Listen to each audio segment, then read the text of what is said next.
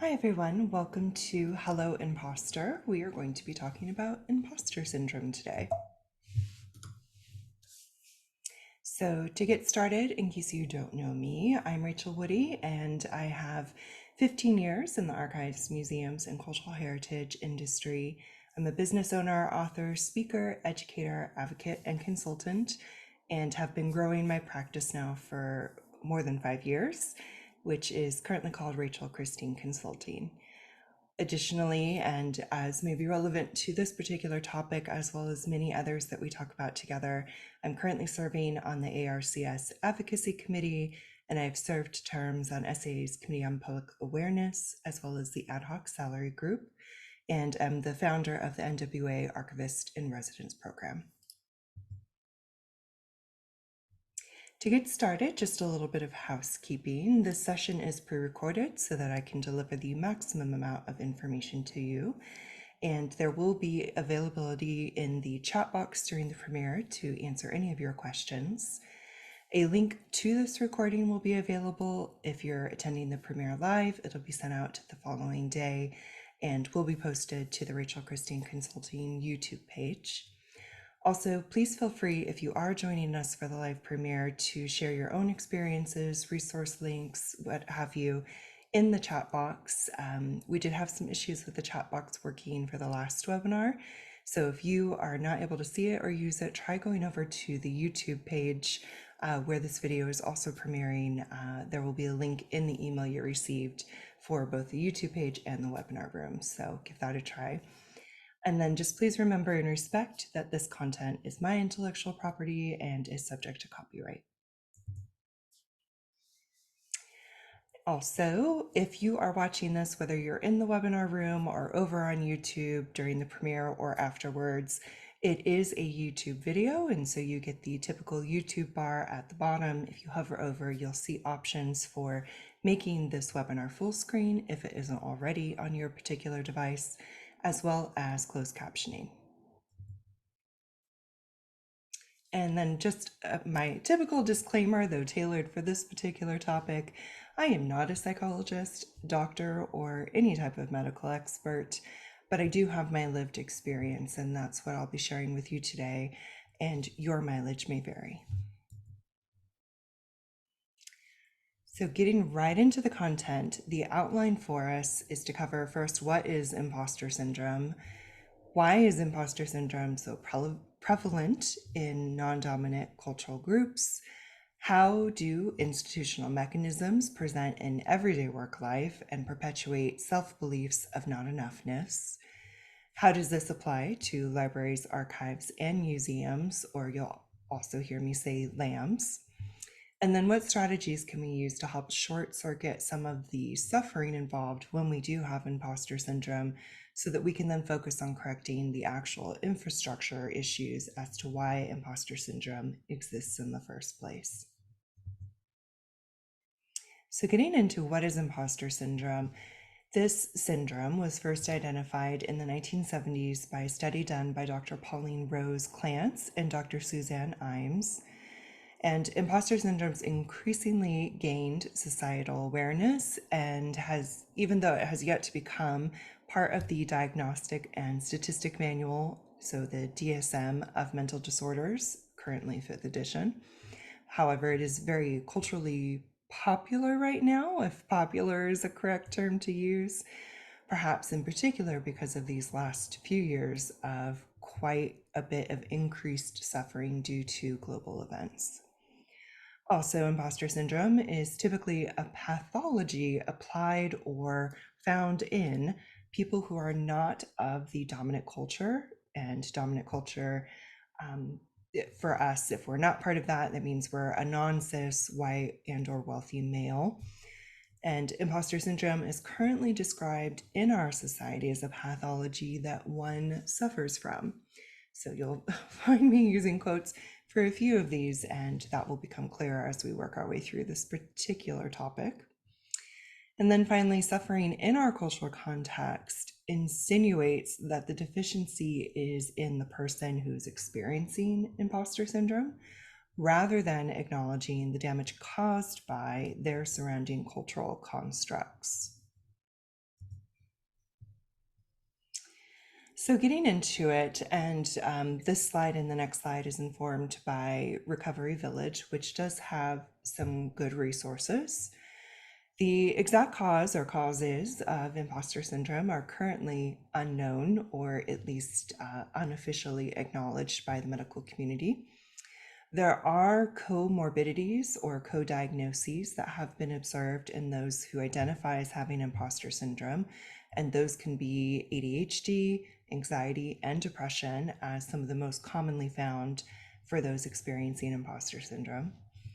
And psychologists believe it's likely that upbringing, personality, and genetic factors all play a role in the development of imposter syndrome. This particular bullet point does get into some critical evaluation as we move forward. And additionally, some of our work environments may also be more likely to trigger imposter syndrome than others.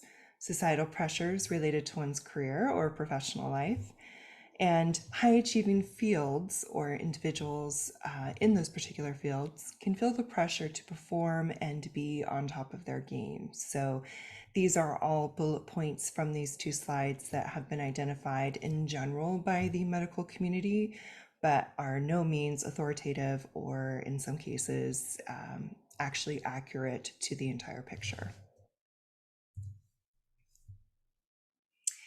Also, if you're a fan of taking tests, the doctor who was one of the investigators and authors of the original imposter syndrome study in the 1970s, Dr. Pauline Rose Clance, has a website that has all of the resources she's developed on imposter syndrome. And this particular test link is one of those resources you can go check out. So if you are a fan of taking tests, this is a test to indicate if you are suffering from imposter syndrome, which I find just a little amusing because if you're at this webinar and if imposter syndrome has been anywhere on your awareness landscape, I think it's fair to say that we probably don't need to take a test to know that we have it. Okay, this slide and the next slide, this is also from the Recovery Village, and I want to cover this to establish what is the current baseline for the majority of our society's understanding of imposter syndrome currently, whether accurate or inaccurate. So I'm going to go through these 5 types, some of which will be helpful, but we'll also get into some critical evaluation as to why they are also not helpful in how this framing of imposter syndrome is being presented. So, of the 5 types of those who tend to exhibit or experience imposter syndrome, these are them listed with some of the descriptors and downsides essentially. So, the first one, perfectionist. The perfectionist strives to be their absolute best, no matter the cost to their mental health. These individuals may be identified as typical perfectionists who set impossibly high standards for themselves.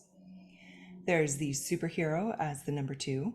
Superhero often struggles with work addiction. This person may feel inadequate relative to colleagues and continue to push themselves as hard as possible, regardless of the consequences on mental health, physical, and emotional health. Number 3, we've got the natural genius. Not only struggles with perfectionism, but also sets out to achieve lofty goals on their first try. These individuals feel unworthy, guilty, and shameful if they cannot easily complete a task or achieve a goal on the first go. The soloist has extreme difficulties in asking others for help. Perhaps they may feel that others are not as competent as themselves, or that they must prove their own worth through their productivity. And finally, number 5, the expert. The expert never feels good enough despite being extremely knowledgeable. This person may feel like they are less experienced than their colleagues if they do not know the answer or have knowledge on certain topics. So these 5 types and the characteristics of them, as well as the downsides presented, there is truth in them, of course. I myself resonate with several of these types, as I'm sure you do. Where the problematicness comes in is that this is putting the onus entirely on the person in terms of what they're feeling and why they're feeling it, as well as putting the onus on the ongoing effects, the detrimental ongoing effects to their mental, physical, and emotional health. So my problem with the presentation as given by Recovery Village is that while trying to be helpful, they are perpetuating this harmful construct that this is entirely on us who experience imposter syndrome, and completely ignores any of the reasons as to why systematically in our infrastructure, as well as any onus or responsibility on the part of anyone else besides us. So, our problem, again in quotes, because this is putting the onus on those who are currently suffering from imposter syndrome or experiencing imposter syndrome. So, the takeaway is that we believe we're not enough, we're too much, or we're doing it wrong. And for me, specifically for this one, I have been told all of those things as well as felt all of those things, which is just like nice little ironic, amusing moment of both being not enough and too much. Number two, we have too high of standards. We aren't trusting or we're self-absorbed. We constantly underestimate ourselves, put ourselves down, or don't believe in ourselves. We lack confidence or some other X factor that would alleviate our suffering. We have no boundaries for ourselves and are willfully endangering our health in our pursuit. And the too long didn't read TLDR, the message is that we are doing this to ourselves, that all of these things we are doing or participating in or believe, and that this is all us. In fact, some could say that this sort of hysteria lives in our heads and isn't actual reality. That's what we're being presented with here, and that is problematic as well as inaccurate. So, getting into some of the investigation of society's role, and I want to give complete credit, this quote, in addition to some of the thought leadership being done here, for Rushika Tolshian and Jodi Ann Burry, and their recent article, Stop Telling Women They Have Imposter Syndrome. So definitely go check out the article. It is an excellent read. From that, here's a quote I'd like to share with you. The impact of systemic racism, classism, xenophobia, and other biases was categorically absent when the concept of imposter syndrome was developed. Many groups were excluded from the study, referencing the 1970s study by Dr. Clancy Imes, namely women of color and people of various income levels, genders, and professional backgrounds. Even as we know it today, imposter syndrome puts the blame on individuals without accounting for the historical and cultural contexts that are foundational to how it manifests in both women of color and white women. Imposter syndrome directs our view towards fixing women at work instead of fixing the places where women work. So why us? To break it down a little bit from that excellent contextual articulation provided in our previous slide. Society in all of its facets was built for or predicated on the dominant culture, and it doesn't account for nor accommodate divergence from the norm, norm in quotes. And when we don't measure up or present in the standard way, we are the ones with the deficiency or not enoughness. We have a lifetime of experiences and trauma that serve to solidify the not enoughness belief in ourselves. We've been conditioned. And the more check boxes we hit regarding gender, queerness, race, ability, neurodivergence, etc., the more we receive the message that we don't measure up. Institutional mechanisms. So I want to shift from the it's our problem and how that is inaccurate and problematic to acknowledging just a smattering of institutional mechanisms that exist that has created and is perpetuating this imposter syndrome. Biased hiring and promotion practices, constantly not being paid our worth, gaslighting and manipulative practices, such as other duties as assigned. Everyone is expected to pitch in here, and don't you want to be a team player? Unfortunately, I think all of us, including myself, can say they've heard all three of these things at least once. Additionally, there's the pitting us against each other with scarcity tactics. This is particularly prevalent in nonprofit settings. Telling you something bad happened or will happen because you didn't do X. And continuing, supervisors and teammates who feel threatened when you do well and seek to diminish your accomplishments or tear you down. Disproportionate criticism or reprimands. Taking credit for what you accomplished or completely ignoring your contribution. Passing over you for an opportunity because they perceive you as less than or too much, and setting impossible to achieve standards. When you take all of these into account, it is no wonder we are questioning our abilities and feeling this imposter syndrome. It is not because we lack confidence.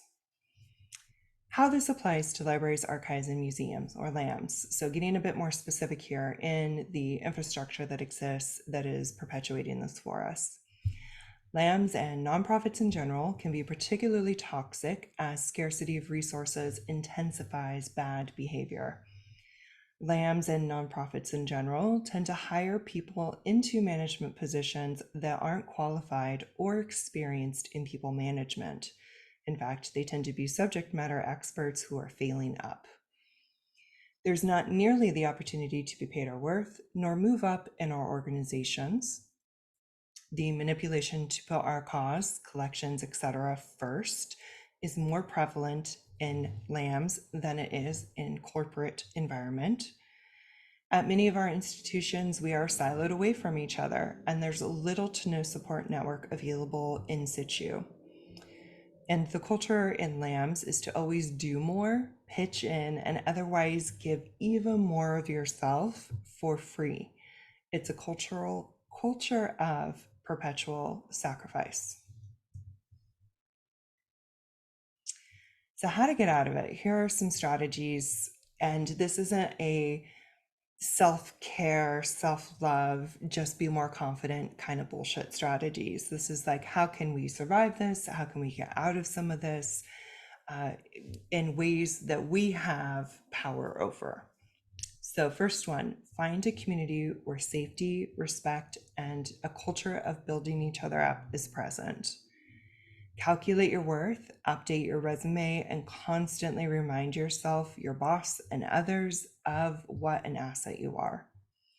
Own, broadcast, and celebrate each and every one of your accomplishments to your workplace, to your network, and your community. Work with a mental health professional to help you identify what isn't your shit to deal with and how to construct effective boundaries to keep that shit out. To continue, champion salary transparency policies, accurate position descriptions, and compensated labor/ethical labor models at your organization. Cultivate a culture of learning, experimenting, and exploring for yourself and others. It has to be okay for us to learn, and making mistakes is part of that learning. Shore yourself up with people, places, activities, and things that restore and rejuvenate you. And whenever possible, remove yourself from abusive people, environments, and activities. And one last thing, it's going to take time. Continue to build your community of amazing people who think that you're amazing too. It is not our fault that we are experiencing imposter syndrome, but unfortunately, it's ours to now deal with. Know that we all, of a non-dominant culture, are experiencing imposter syndrome, and we are all work in progress. Sometimes imposter syndrome can feel incredibly isolating, and so just a reminder that you are definitely not alone in feeling it. Imposter syndrome exists within us via conditioning as well as outside of us in our cultural constructs. It's going to take work on both fronts, internal and external, to remove ourselves from this truly messed up system. We have some resources here, also covered earlier in the slides. There's the imposter phenomenon in high achieving women, and this is a write-up done by Dr. Pauline Clance and Suzanne Imes. There's the imposter syndrome resources by Recovery Village, though take with a grain of salt. There's the IP test if you're interested in taking an imposter syndrome test. And then the article that I think does an excellent job articulating the problems around imposter syndrome and where we need to move next is Stop Telling Women They Have Imposter Syndrome. Go check that article out, published by the Harvard Business Review. It is not behind a paywall, so everybody should be able to access it. There are a couple of webinars that may be helpful depending on some of the areas you're feeling like you could use more support in. There's the Ask Me Anything Career Edition, where some of the Q&As that we do are related or could be experienced in conjunction with imposter syndrome, as well as the How Much Am I Worth webinar. We've just put out the most recent edition, so you've got all of the most recent numbers, and this can help calculate your worth and help shore up your belief in that worth. Additionally, if you have any questions or would like to connect, I encourage you to connect with me on LinkedIn. The YouTube channel, Rachel Christine Consulting, has even more resources available. And if you haven't already joined the newsletter, that's where I broadcast and invite people to attend these webinars in premiere mode. So any of my news you'll get first if you sign up for the newsletter. And then questions. If you are watching this in Premiere, there should be a chat box available in the webinar room, but if not, you can also go over to YouTube to go check it out. If you're watching this as a recording, you should be able to see the chat box replay alongside of this, and you're always welcome to email me consulting@rachelchristine.com. So we'll go ahead and leave this slide up for a few minutes as we leave time for questions and the commentary going on in the chat box. Otherwise, I want to thank you for joining me on this particular topic, and I hope that you've found some of the presentation of these materials helpful for you in your journey. Thank you.